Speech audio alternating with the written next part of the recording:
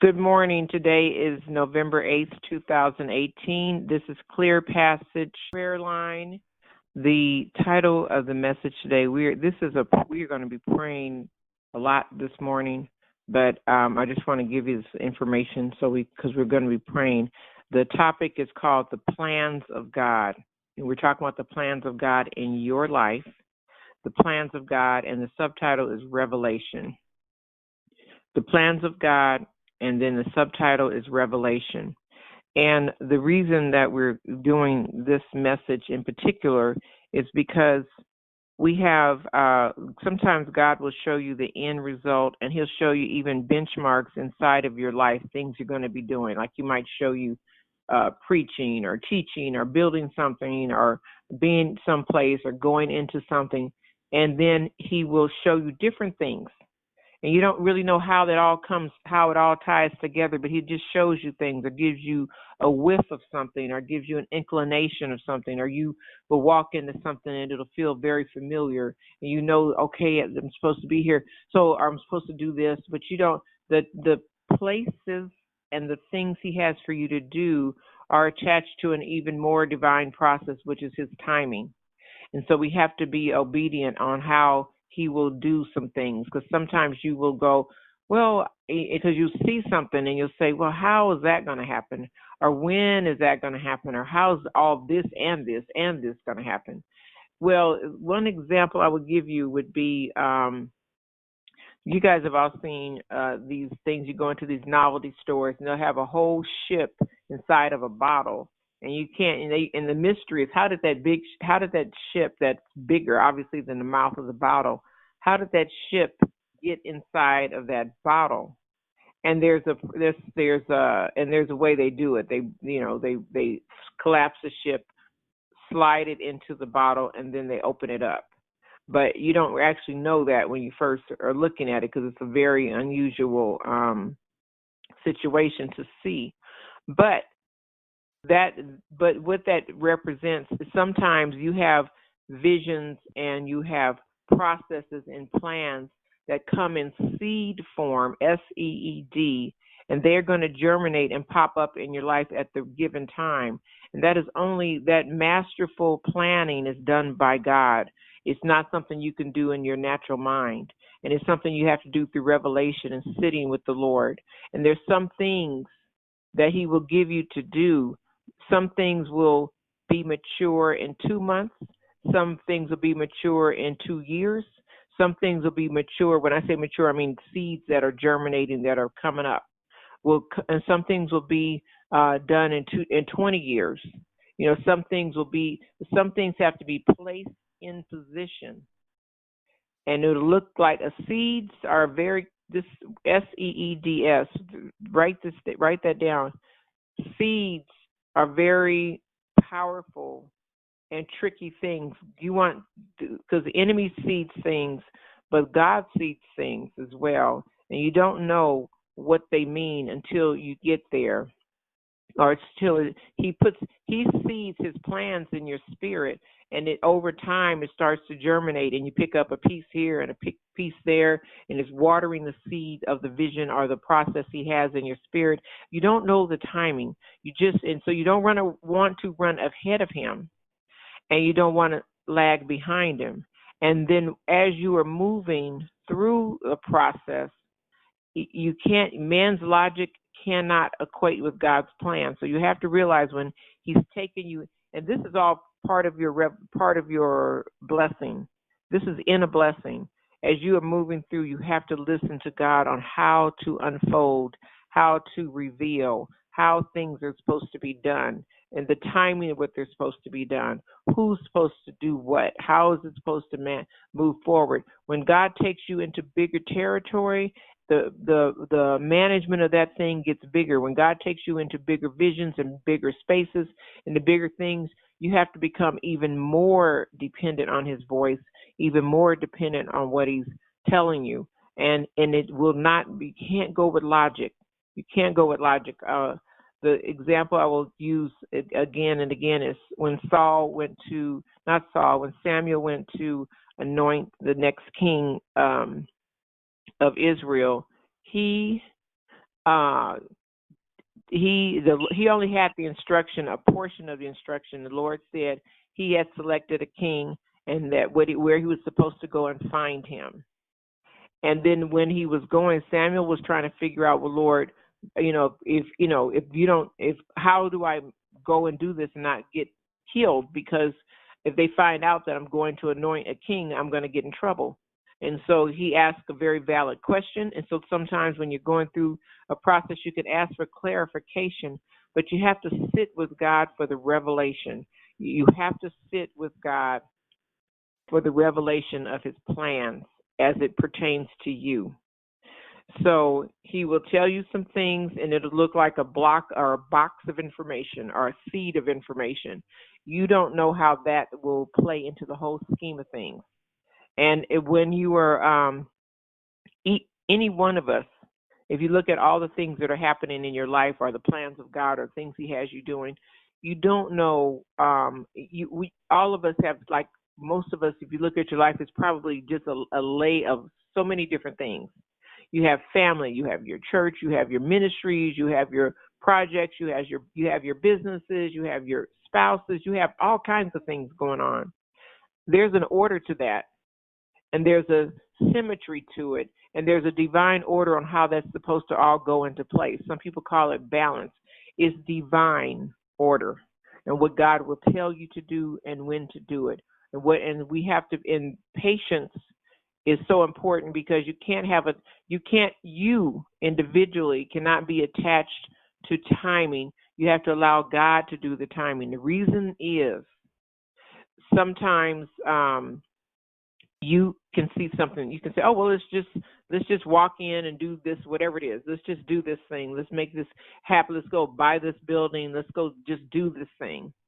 And then God has a plan where you're going to do it in divine timing, because he's got, a banker showing up on a certain day. He's got something else. He's divinely designing the thing.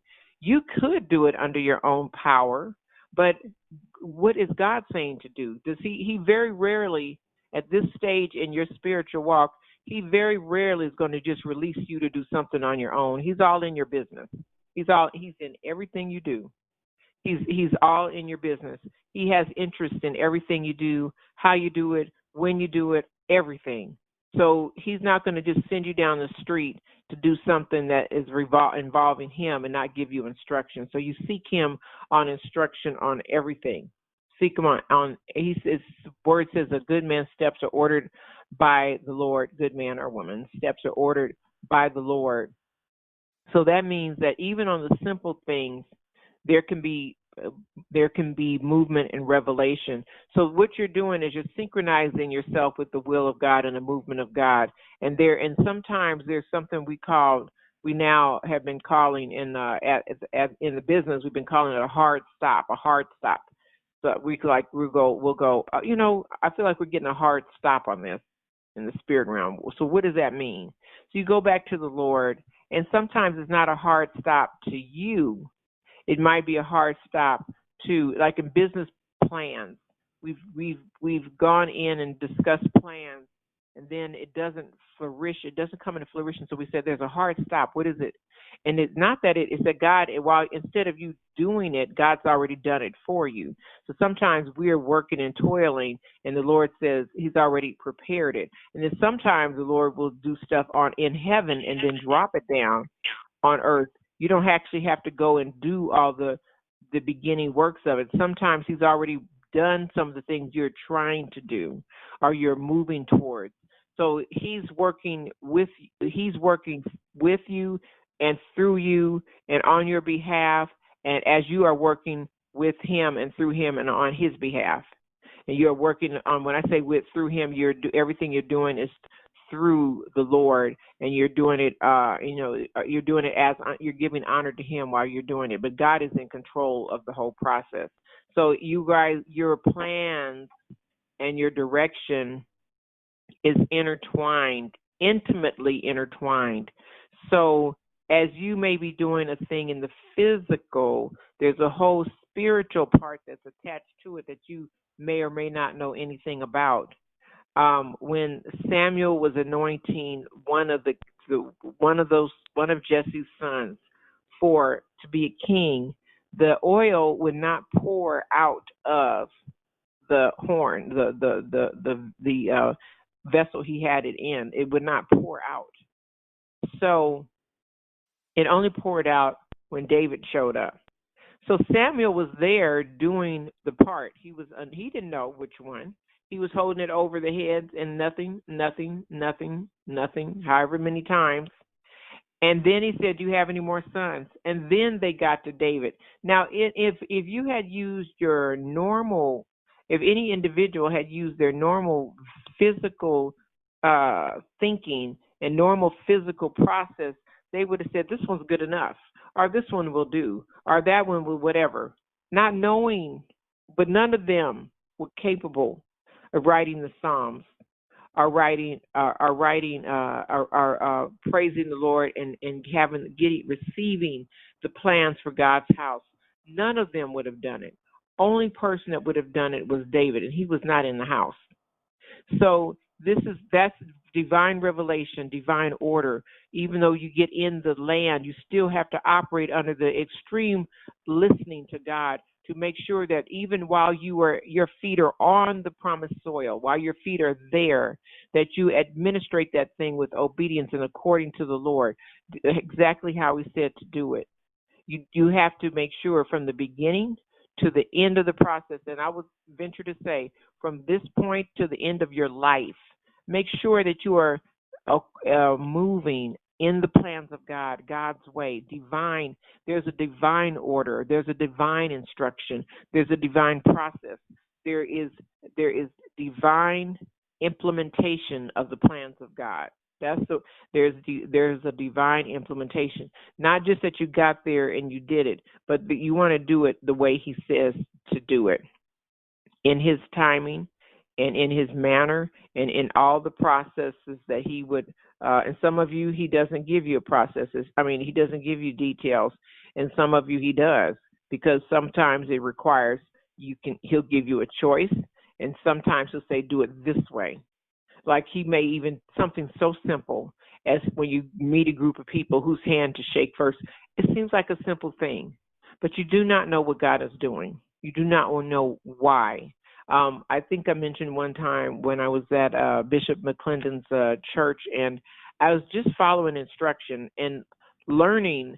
And that particular time, I was learning and hearing from the Lord, but I was learning to be obedient, not just do, because sometimes I would hear from God and still ignore him and do it my way. I would hear it clearly and still go, and do it my way. And just not realizing the impact of he was teaching me to be obedient, but it took me a while to be obedient. And because God didn't push it, I didn't think it was important until I realized I should have did it his way. And then after bumping my head enough times, I started to learn and say, stop and listen, stop and listen.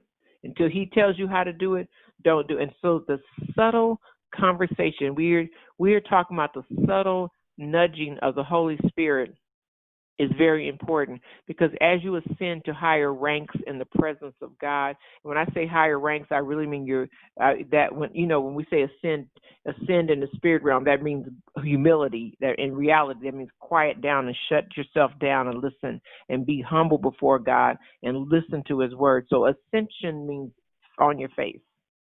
Going into the presence of God means going deeper into the presence of God, quieting your spirit to hear from him. So that's what that means. So as you are doing what happened on Bishop McClendon's, the reason I'm mentioning that is that I was standing there looking. He was laying hands on all different people, and they were falling out. And the Lord told me, and I think I've mentioned this before, told me to hold on one second.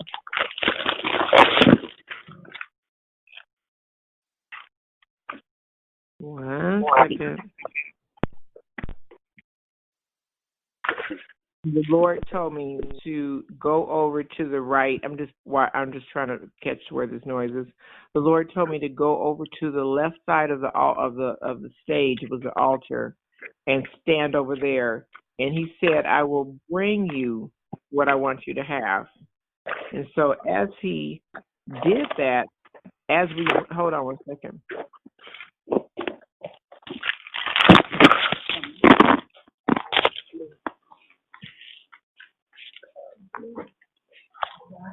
Somebody has to go on mute. I hear you're moving some packages around or papers around.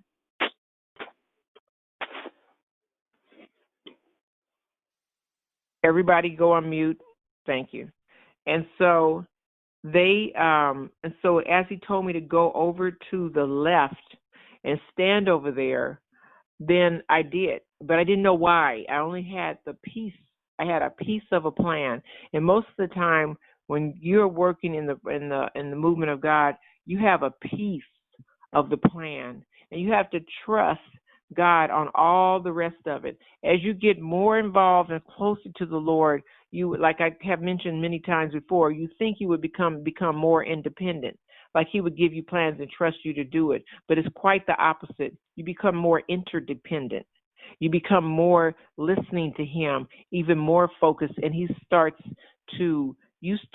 taking on the position of patience. You start taking on the position of holding your tongue. You start becoming the presence you becoming the demonstrated presence of God in situations where he says a soft answer turneth away wrath. When people are, you start having those prayers like, Father, forgive them for they know not what they do. That was that one situation right there when he said that he was being done wrong. He was the one that could have taken offense. They were in the process of crucifying him, Jesus. They were in the process of crucifying him. The people that were doing it were wrong, but yet he didn't go for the tit for tat, for kill them, they're trying to kill me. He didn't do that. And likewise in your situations, you will see quite a bit when you get in there. God will trust you and trust the discipline of your spirit and the ability to go into situations where you may not be treated fairly, but you're not there to be treated fairly. You're there to launch the plans of God. It's different. When you're launching the plans of God, is different than human interaction. It's a greater call. So when he said, Father, forgive them for they know not what they do, he was in divine order, which is not human order. Divine order means I might be going into a situation where it's going to be, I'm going to have to take the higher ground, the God ground. The God ground. I'm going to have to, that's a good name for a book. I might have to take the God ground and then let the humans do what they're going to do, but I have to go up in the spirit. And when we say go up, we mean go down and go on your face. Well, I might have to go up into the presence of God and deal with this thing from his perspective, which you will. And then when you are there, you are on divine assignment, divine order, divine processes that are not understood by the natural eye. Where most people, when they say something to you, you would in your flesh, you would answer back. Even if you do it politely, you would answer back from a logical position. But when you're on divine assignment, you don't open your mouth. You don't just run in. You don't just speak out of turn. You see everything is you're going in as the ears and eyes and voice of what God would do, the plans of God. You are there for divine order. You're there to do what God said do, and you're going to ooze the fruit of the Spirit for sure. But then you are listening for the Holy Spirit to give you understanding. So I'll give you two situations where we were standing there and Bishop McClintock was laying hands on everybody, and the Lord told me to go over to the left, and I stood over there, and he finished. Everybody in the line had finished, and he got his Bible, and he was walking to the back of the altar area behind the curtain to go to his office.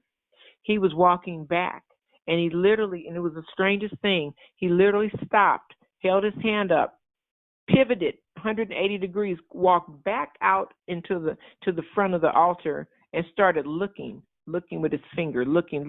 And I was over to the left. He saw me, came down off the stage, walked over to me, and I could, I could hear God has a sense of humor. and he laid his hands on me, and I just fell back and I started laughing, and I could not stop. I started laughing, and I could literally see the Lord standing over me, laughing, and I was laughing, and the Lord was laughing. Said, "I told you I will bring you what I wanted you to have." And he's just laughing, and I'm laughing, and I couldn't stop. I was laughing all the rest of the day, and it was a heavenly laughter, but I couldn't.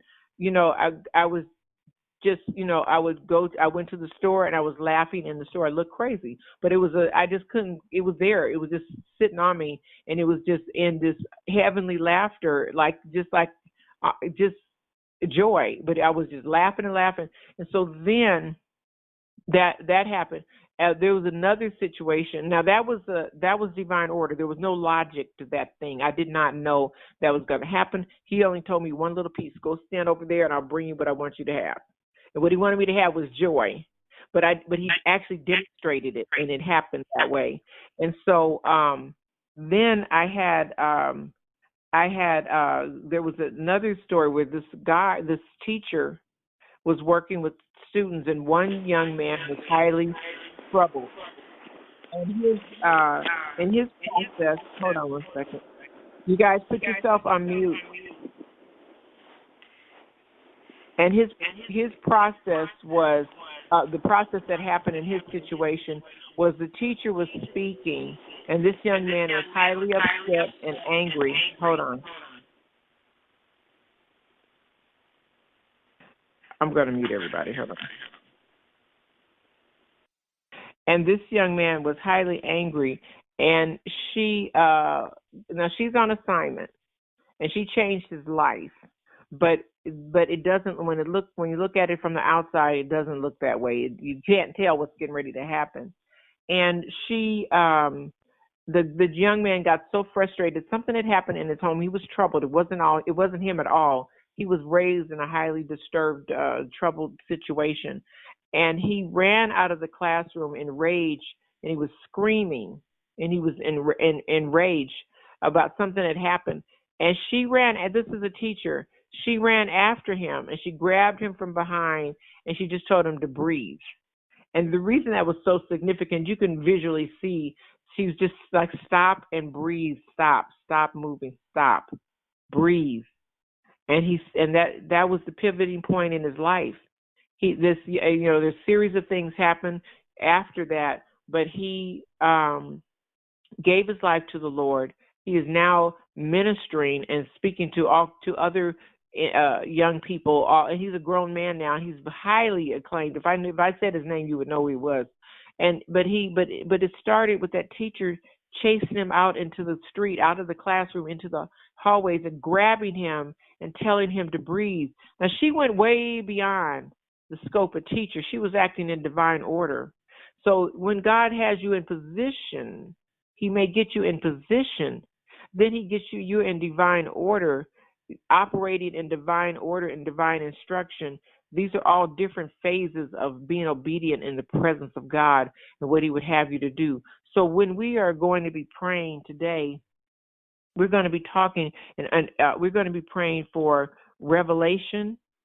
And then after we pray for revelation, we're going to be praying for remembrance and anchoring. Remembrance is anchoring, and anchoring is so that the instruction that God gives you sticks in your spirit and cannot be removed. It anchors in your spirit so that when you get tossed around, that thing will hold you. You will not deviate from the plans of God, so that you remember it and you're anchored to it. That's very important, because sometimes you can get some instruction and you don't hold it, and it's like that seed planting thing. The birds come and eat it and take it away, and it's not grounded. It needs to be deep in your spirit, grounded foundationally, so that it'll be a case of this one thing I know. So you can know a bunch of things, but the plans of God that he has for your life will be listed on that short list of this one thing I know. I don't know about everything else, but this thing I know. That's where God has to be. The plans of God have to rest in you. It's not up for grabs, and it's not up for opinion, and it's not up for the word I'm looking for. It's not up for options. I'll do it or not. It's not. It is. It's got to be the one North Star driving force thing that he told you to do, that you will and have to do. So, but you will and have to do it through divine implementation in the way that he says do it. And then after that, so we're praying for revelation today. We're praying for that it will set up in your spirit so that it's a remembrance and an anchoring. It will not leave you. And then we're praying for the consecration of those plans so that it be set aside in your spirit, and all that you have to do attached to that thing will become consecrated and in divine order. So one of the things we're going to mention is there's a perfect will of God. There's an acceptable, and then there's a perfect will. When you are up where you guys are moving and activating and working, you are working in divine order. You are working in a way that God is dispensing to you instruction on a daily basis. He's giving you. We talked about it yesterday. You will be in a clockwork situation where things will start to revolve and reveal themselves in divine synchronization. Like let me see if I can explain it. Synchronization will be where 2 or 3 people call you in the course of a couple of days and say the same thing. God just said this. The Lord just told me that. Out of people that don't know each other, are not communicating together, and will independently say the same thing. Or you will be asking a question and the answer will pop off on television. That's why I keep my TV, if it's on in the background, I keep it on TBN, I keep it on the Word, or I'm listening to the Word, but I'm always leaving a gate open for God to speak at any point in time. So that means, I don't watch it 24/7. Sometimes I will watch a regular movie or something, but when I'm working and I'm asking and God is directing, I'll leave the channels open. I'll have the Word playing in the background. If he puts a book on my heart to listen to, it's playing slowly in the back, in the background, because I'm leaving the doors open so God can speak at any point in time. And he speaks in different ways, but it's just so much easier. It's something that if you want to do it, it would work. It's something that just keeps your ear gates and your eye gates and everything covered, so that if God decides to speak about a thing, and he always does, but if he decides to speak about a thing, he can do it. Now, let me tell you why that's so important. Plans of God are dynamic. They're not like when you write something on paper, or if you give you a scenario. Because this was when things happened. When I used to be at work, when my children were itty bitty toddlers, I would be happy to go to work, because when I put paper on my desk, or I put something on my desk, or I put a stack there, or pencils there, when I came back in an hour or two, it would be there. But at home, I could put something down on the table, and if I don't watch it, when I come back, some little hands went through there and grabbed it, or I don't know what happened, because it's a possibility that things will not be where you set them down. Unless you set them high somewhere, it's a possibility it won't be there. And so when I appreciated the stillness of my office at work. And so the same thing so when I was at home with the toddlers, it was a dynamic, and that's what a dynamic environment is. So God is operating, and you are operating in a dynamic environment. If there are other people involved, they're praying as well. If there are other things involved, they're praying as well. So when God is answering a prayer on a bigger situation, or a bigger plan, or bigger movement of God, he's hearing everybody's prayers. He's constructing something that's going to answer more than just you. If you are married and you and your husband are moving into the next phase or doing something, he's going to talk to him. And depending, if I'm talking about if it's men or women on the line, so he's going to talk to the man, and then he's going to confirm it with you. Now, he might have already told you, but he's going to tell him. And you don't have to run ahead of him and say, the Lord told me. You just will already know by the time the Lord tells him. Then you're in agreement, because the Lord already told you. So God will tell you both differently, and he'll get one to catch up with the other. But he's not going to have one drag one down the street and the other one's perfectly happy. He works with dynamic situations. Everybody's praying over the situation, not just you. So if it involves other people, they have to come into agreement. They have to come into alignment. So he's moving stuff around. Some people get the vision like years ago. Some people will get it in 2 days.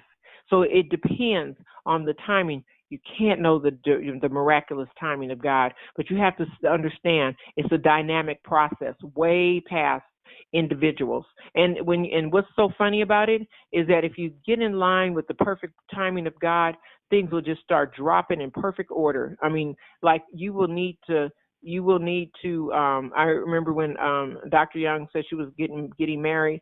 She had in line, she was going to get married in beige, or not beige, but like an off-white. And the Lord said, nope, you're going to get married in orange. She didn't particularly want to get married in orange. And she said, Lord, well, where am I going to find an orange dress that looks like a wedding dress? And he told her the name of the store. She went to the store. The dress was right there on a mannequin. And so but see, the dress had just come in the day before. He told her what color to wear and where to go get it.